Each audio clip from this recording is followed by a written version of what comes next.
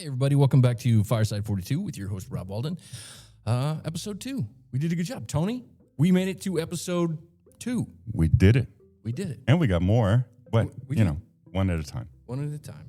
So this week, we're going to talk with Angel Gomez about your shop steward, your representation, your committeeman, and all that jazz.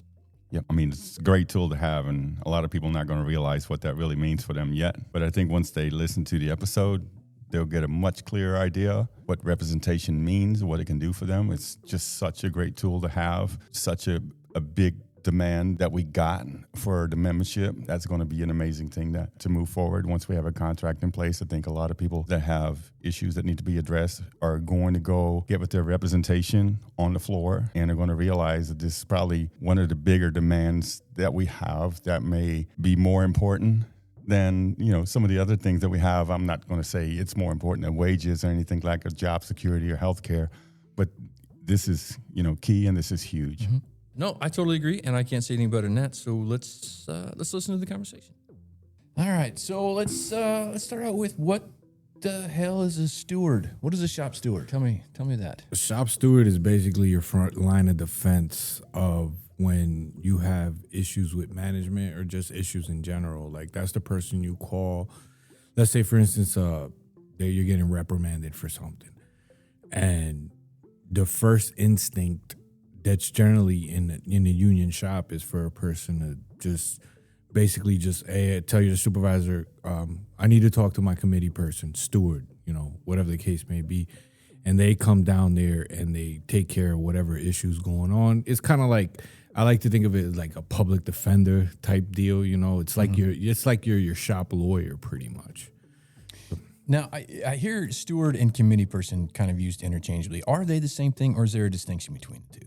Yes, it's the same thing. The UAW generally, where I come from, I originally started at Ford. That's what it was always called. It was called a district committee person because it's your district, your area. It's called a district. Like, let's say you're in MEB, right, for instance, or whatever. That'll be a district, and that'll be where a committee person generally would be. So it's same thing. It's a steward because I was with the Teamsters, and it was a steward. Okay.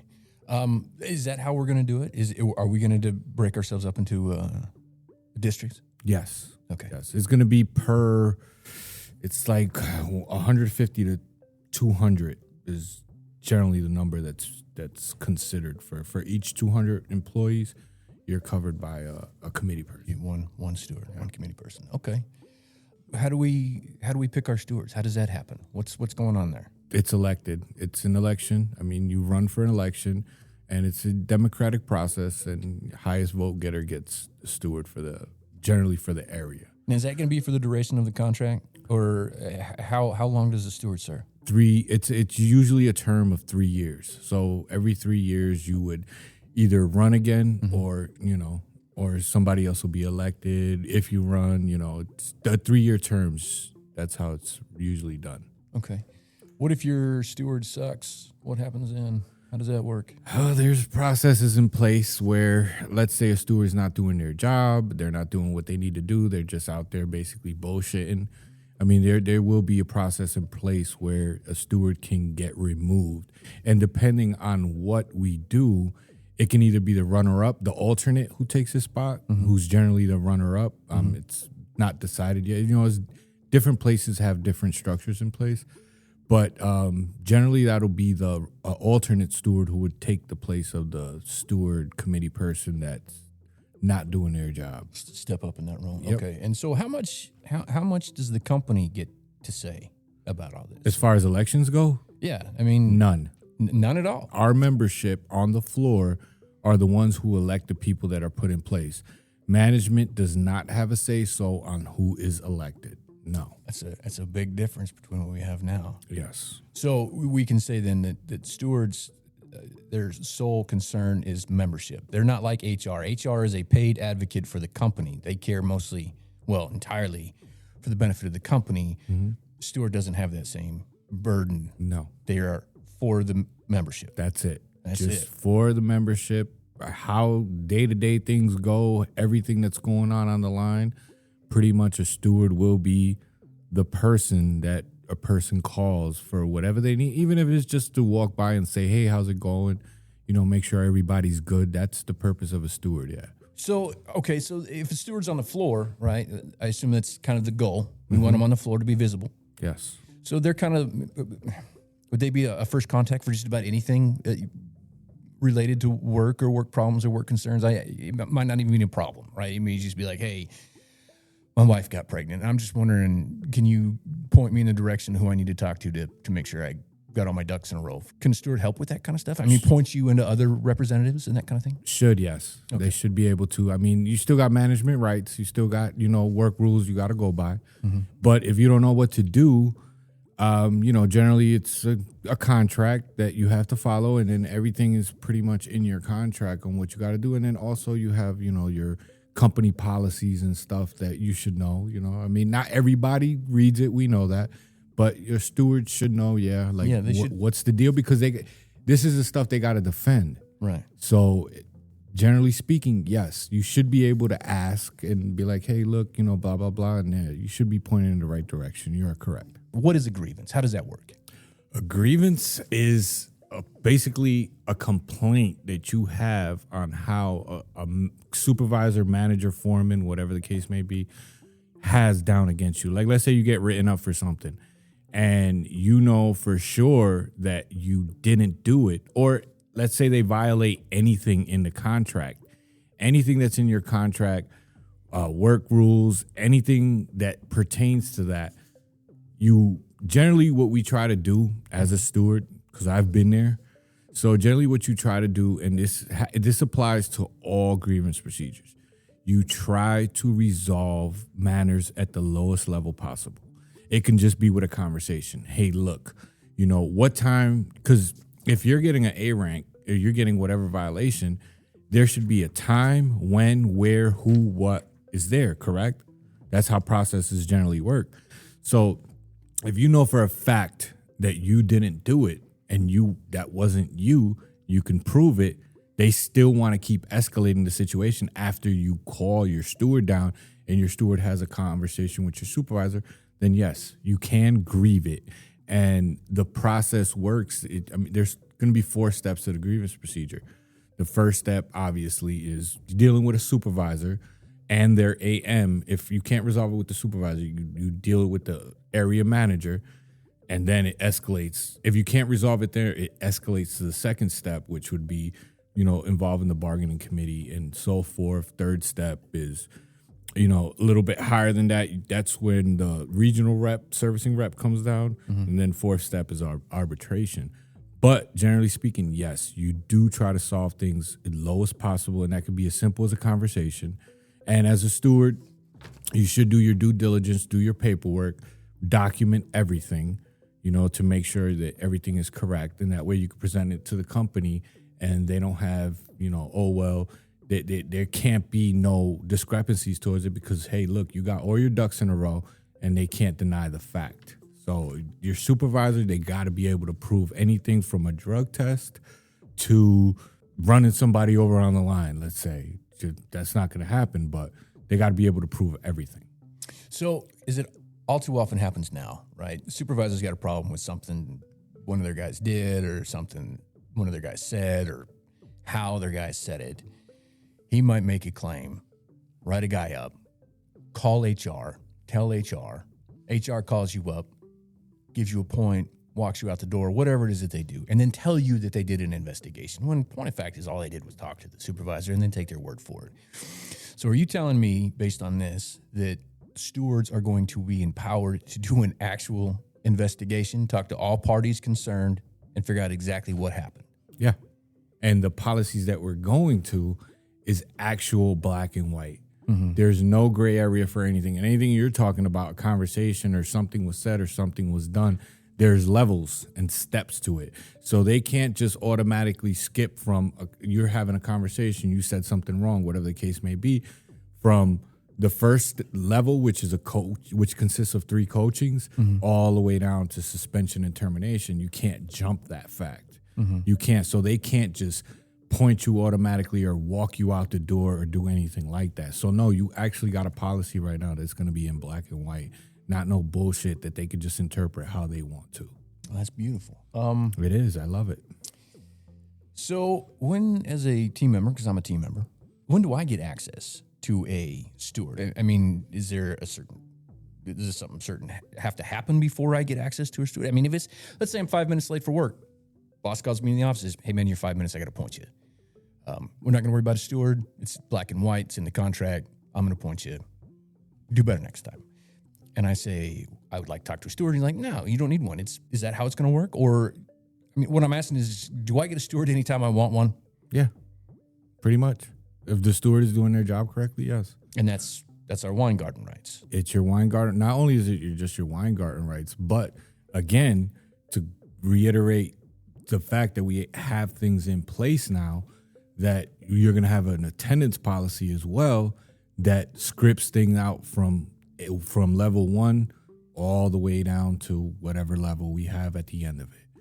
So it's not just you get one late. Like let's say it's just your one late. Guess what? That one late that you have, it's going to be your freebie.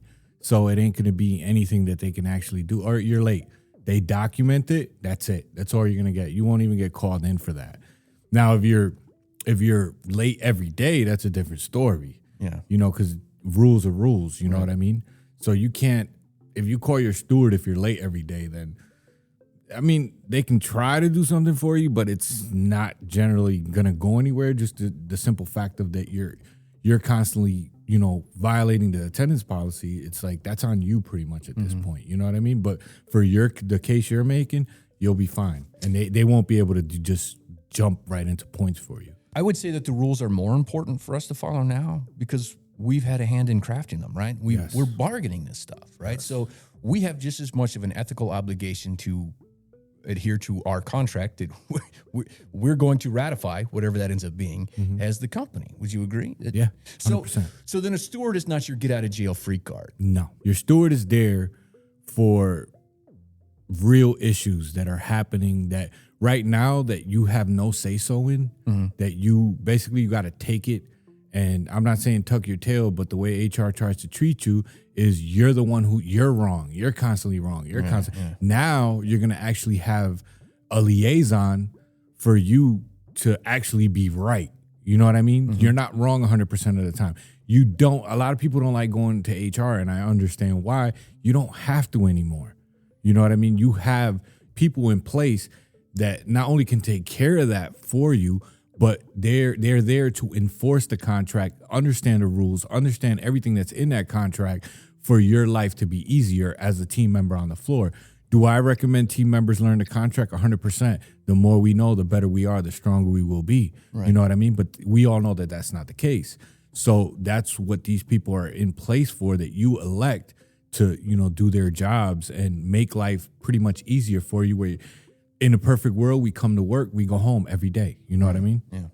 Okay, so let me throw this example at you. I mean, because there's different types of grievances, right? It's not all about people getting in trouble. That's an easy one. But I mean, let me give you an example. You have a line. It's intended to be run by 3 people, right? That's in the standard work.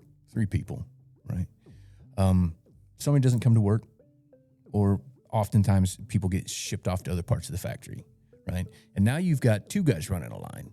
Technically speaking, that violates standard work. Is that grievable? If we see the company not adhering to their own standard work, is that something we can call a steward? And the steward maybe call other representatives to come figure this out? Yeah. Right now, with our representation we have in place, we're actually going to have production standards reps. So production standards reps are going to be able to take care of situations like this, because if it's in their standard of work, right? You got 3 people and then you're trying to get skipped with 2. Not only is this now a union shop, but it is union rules as well. And you can't have salary people doing these jobs, and you damn sure can't put a higher workload on 2 individuals and expect everything to be okay. Especially if you're running at the same line speed. That's, to me, and I've done this in different places where they tried to get away with this, is that, I would shut the line down. I'd just, boom, pull the and on, pull whatever mechanism you have in place.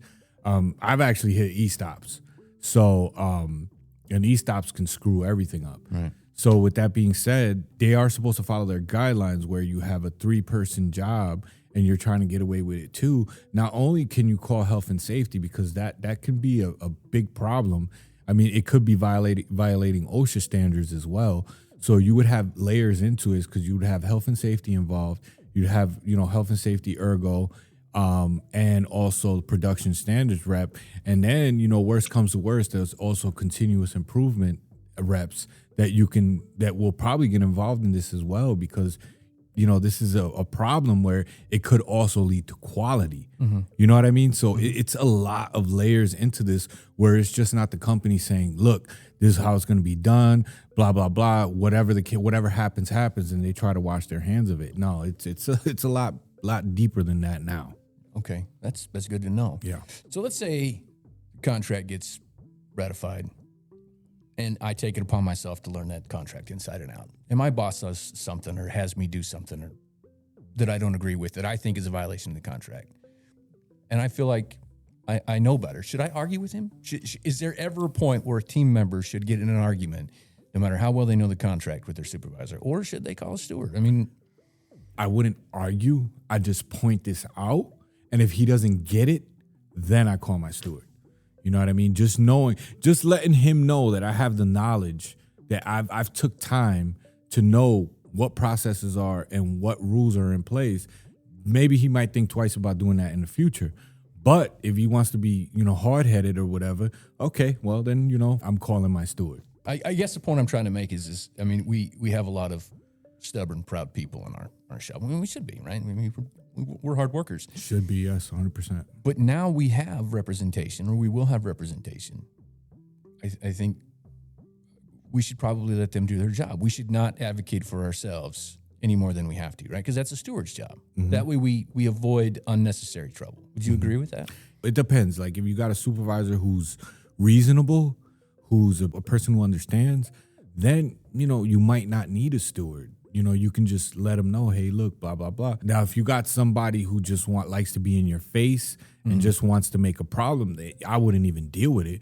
To your point, it could turn around and put you in hot water, and then next thing you know, they're trying to write you up for insubordination or something. Right. You know what I mean? So, yeah, I mean, it depends on the person and the situation. Can you write a grievance for anything? As long as it's in the contract, yeah. But if you look at me cross, and I don't like the color of your shoelaces, am I allowed to be like, listen, Angel's a real asshole?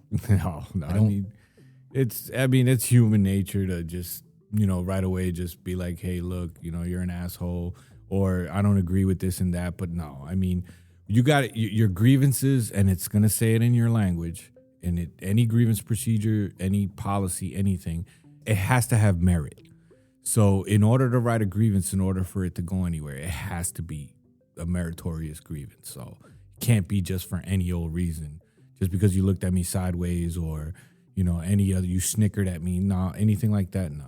I've heard people say, I hope if I was a steward, I'm going to let my guys off the hook as much as possible. I'm always going to hold the company accountable. I work for our guys. I'm going to let the guys off the hook, even if they violate the contract. So I guess my question is it in our best interest to think that way? Or to me, it seems like, again, I go back to, this is our contract. We negotiated it. This isn't being shoved down our throat.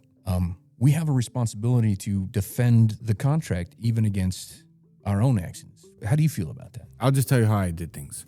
So when I was a steward, if I seen people doing dumb shit, I'd let them know. Like, hey, look, Blase Skippy, this is going on. Yeah, I mean, just tone it down a bit. You know what I mean? It's like, don't belittle somebody. Talk to them like, on a human level. I say that a lot, because you gotta, even if you don't agree with somebody, you treat them like a human being regardless.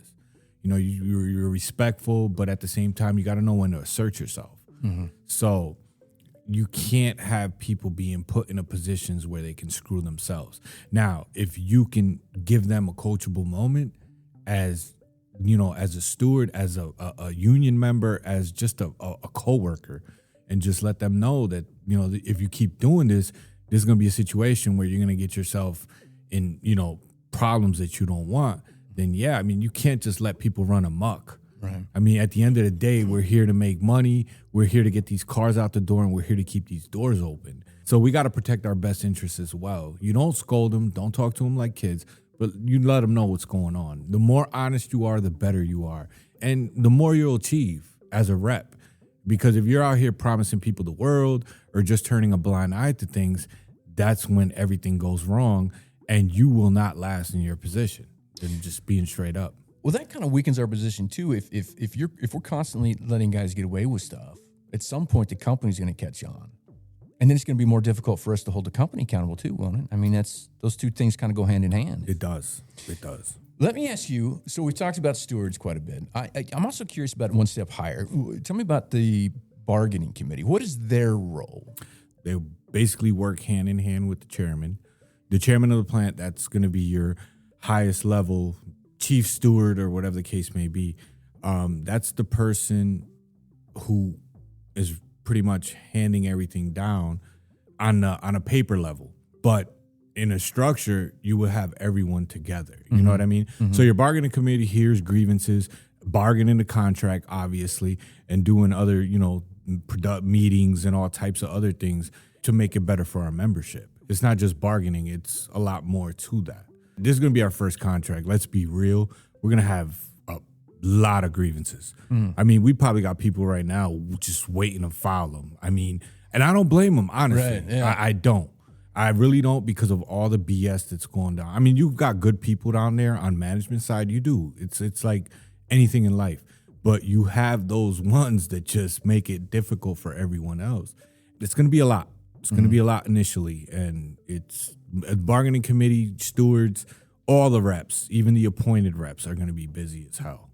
A couple of things. I like that you pointed out that there are people on the management side that are good folk. I think our listeners, and I think you and I would probably agree, that by and large, most of the people that we work with, supervisors and all of those types, are generally speaking, they're good folk. They're just trying to do their job. And oftentimes they're put in a position that they don't want to be in anyway. Also, the thing about this is our first contract, we're not going to get everything right? And so that's kind of my understanding is part of the bargaining committee's job is bargaining a new contract when the time comes due. But won't they also be analyzing how well our current contract is working so that when that time comes, they're armed with the right information? Yes. So they can make incremental positive change? Yes. That's part of what they do. So they're going to be busy all the time. 100% busy all the time. Okay. And then the chairman, you talked a little bit about the chairman. So, as a union, we are a collective. But even in a collective, somebody's got to be responsible. Somebody's got to have oversight. Is that the chairman's job? Essentially, he's the one in charge. Yes. For the labor side. For the labor side, yes. So he's going to be in charge of not just the committeemen and the stewards. Is he also going to be in charge of the other representatives? Is he kind of oversight for them as well, like the safety and the air going, all that stuff? Anything union, yeah, they're in charge. And then in my experiences, I went to all the production meetings. I went to all anything that had to do with production, discipline, whatever the case may be, with management. I was in those meetings as well. So management and HR, even though HR constantly got their back, like when it comes to situations with employees, like HR and management constantly clash for all types of stuff. So as a chairman and most likely bargaining committee, you're going to have to deal with a lot of this crap because you're going to get it from all sides. You know what I mean? And then it's you're the last line of defense pretty much before it goes into the region, right? Before it goes into arbitration and all that stuff. So you're going to be getting a lot of flack, especially, those positions and, stewards too, because, a lot of times if these grievances escalate to levels, the steward who wrote the grievance might be called upon to have to be involved in these meetings as well. So it's layers. It's layers, and it's a lot going on. Yeah, it's structured very well. I can't even complain about the structure that's going to be in place because it's going to be a lot, and it's going to be there for the benefit of everyone. You know what I mean? It's going to be, from whatever shop you're in, you're going to be good. Like, let's say your steward's not there, you're going to have alternates that are in place. Alternates so they work on the line for the most part, but whenever that steward committee person, you'll have alternates for health and safety just in case and all that good stuff. So you'll always have representation in place, so that alternate will come off the line and represent just like a steward would. So a lot of times we got no production. I think this is an important point to make. If there's 5 people in the shop, will there be representatives there? Or is there a situation where you're like, well, we only got 20 guys here. We don't need stewards today. If there's one person in the shop, you'll have representation there. Beautiful. Okay. Hey, if I win a grievance, if I file a grievance, what happens? Like, does somebody come out of nowhere and slap the CEO's hand and say, stop it? What's the outcome of grievances? Well, I mean, it depends. So you get a point, right? You get a point, you win a grievance, or you get a coaching. Basically, you get paperwork saying it's going away. We can't control what management does. They got their own hiring policies. They got their own everything.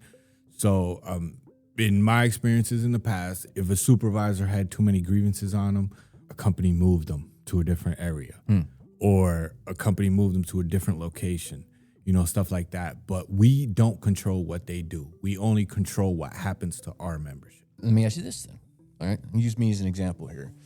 So often lately, we have been given the opportunity to do an early startup, come in at 2, go to MQB and work over there for a while, and then come over. Now, they asked me several times, and because I'm lazy, I tell them, no, I don't want that overtime. But let's say after the contract, my boss gets complacent in the fact that I'm always telling him no and stops asking me. And something come up, and it just so happened that, hey, this time I want overtime. Boss, why didn't you ask me? Well, you always tell me no, so I didn't ask you. And I file a grievance over that. What happens then? It depends who came in. So let's say somebody with lower seniority than you comes in, and you file that grievance because he skipped you. So now the way it's supposed to work, seniority down. Mm-hmm. So high seniority gets first dibs all the way down. A lot of times. But everybody gets a turn? They should, yes. Okay. Though they should keep a list of who goes at what time, right? Mm-hmm. So let's say you need 3 people Monday. Mm-hmm. So the 3 highest go, and then Tuesday, the 3, under them go. So if, let's say a person, it's 4 hours, right? Mm-hmm. It'll be 4 hours. Mm-hmm. So the person that they asked before you goes, gets to overtime. You file your grievance. You're going to win it, 100%. You'll get paid those 4 hours as well because you got skipped. I get paid for not working overtime? You get paid your overtime because you got skipped. So you'll get 4 hours because he skipped your turn in a rotation. Okay. I'm getting the impression that it's better just to talk to your steward. No matter what, talk to your steward. He's going to be the expert, as opposed to getting in a pissing match with your boss and end up getting sent to HR or something. But it'll work the same way. Like if, let's say, you bid on a job, right? And you're perfect standing, right? You're good. You don't got 1,000 write-ups. You're not worried about it, even though it shouldn't matter. Somebody with lower seniority gets the job you bid for, being that you were passed over, that has to be reversed immediately because you have high seniority. I got seniority. So we're gonna actually respect seniority from here on out. We have to respect seniority. Okay. We're kind of running along on time here. Is there anything that you wanted to add that I haven't asked yet? Well, I mean, yeah, it's like I'm just gonna harp on the fact of what you said, that it's always good to call your steward. I mean, it's your right. It's your right. It's their duty to be available for you. You know what I mean? They're in reality, what elected officials are doing, they're working for the membership. Right. Like I said, and it's not that hard. There's going to be situations where you can handle it yourself. I mean, I get that. If your steward is there, he'll be able to argue your point better than you can, because your steward can get away with a little bit more than you, knowing that this person knows the contract. Mm-hmm. A lot of times, I don't know how it's going to work here because it's the first one, but a lot of times management tends to back off because, oh, fuck, this guy knows what he's talking about. I can't do anymore, so we'll just leave it be. And a lot of times, like I said, a conversation with a steward will take care of a lot. As an elected official, you're going to develop a rapport with management. Mm-hmm. You're going to know when to talk to them and when to beat them in their ass, because there's going to come times where you're going to have to. It's just it's right. just a fact. Yeah. So, But you that- know, but you again, do that's you the establish steward's that relationship. Right. You establish that relationship, and a lot of times, not saying all the time, but a lot of times, that will be resolved right then and there. And you know, all you do as a steward is let the person know you're good, you're taken care of. Don't worry about it. Good. And that's it. So UAW is now the bargaining representative for all of Volkswagen. All of it. You are every single person's representative. If you're a steward, you represent every worker in the shop, whether they're card carrying or not. Is Your that- whole district, yes. Okay. You represent all of them. Even if they've got ugly shoes. Even if you got broken shoelaces or you got whatever the case may be. Even if they're Tennessee fans, we can represent them anyway. Yeah, I mean, I guess, but yeah. All right. Well, Angel, I really appreciate you talking to me today. Yeah, thank you for having me, man. Appreciate it and love the radio voice. Hey, yeah. Thanks a lot. It's the only thing I got going for me. I'm ugly. That's it for that conversation. I thought it was pretty good. Tony, what did you think? I agree with you. It was very informative. Angel really knows, a lot about that. He's had experience with that. It gives a better understanding of what this means for our plant, for our membership, for our bargaining unit. So it's a lot of good stuff. There's lots more to talk about. This is a really good beginning. Yeah, I was going to say, we could probably have 3 shows just on representation. As it's been so kindly brought to our attention, our union rep touches every aspect of our lives. Like, it's that important to what we have here as a union. So, Yep. Hey, what do we got next week? next week we're going to talk health and safety. That's a big one. There is so much in health and safety. It was a long conversation, and I don't envy you having to put that episode together. But it should be a good one. We'll see. We'll see. All right. Well, I guess on that note, this is thanks for listening. This is Fireside 42. We're out.